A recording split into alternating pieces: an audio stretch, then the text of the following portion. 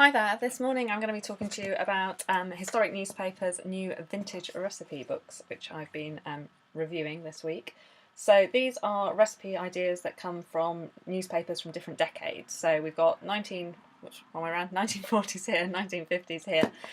They do them all the way from, I think it's the 30s up to the 90s. So the way these books work is I kind of assumed that it'd be where it says recipes and cooking ideas, I was assuming a bit more of an actual recipe book with like an index, contents list, things like that, and sort of split up into, here's a recipe from chicken that came from 1942 or something like that. But actually, no, what you've got in here is actually probably better for me and the sorts of things I like, is you've actually just got, you can see there, whole pages from newspapers of the time. So they're all actually from the Mirror.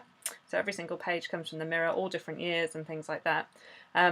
And each page has something foodie related on it, whether it be a news article, maybe a letter, sometimes a recipe. But actually you've just got the whole page there. And if you're like me and a bit geeky and like looking back at old newspapers, there's some really fascinating stuff in here. It's the kind of book you can really dip into and stuff like that.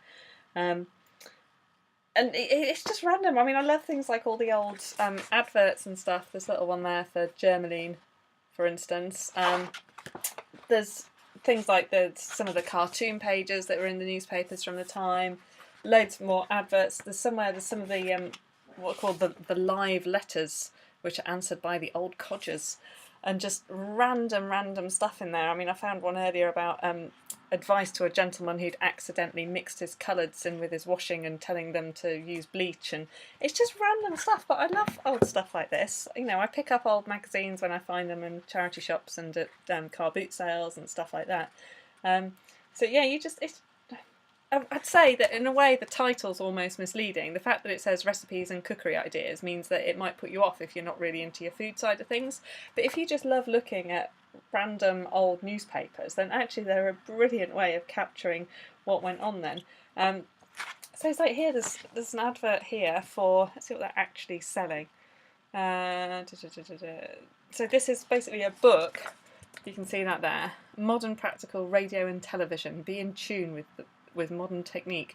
So it's basically a book about how radio and television work that you can send off for and a coupon to do that and stuff like that. And it's just, I love it. I hate using the word random all the time, but that's kind of what it is. So if you're looking for these, as I say, these come from historic newspapers and they describe these as their vintage recipe books. Don't be put off by the word recipe, it's just bits of vintage newspapers, mainly all the Mirror actually, from 40s, 50s. As I say, other decades are available. I'll put some links down below as to where you can get them.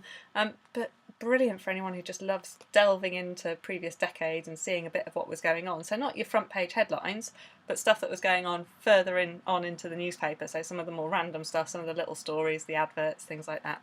So well recommended for anyone who likes a little bit of history.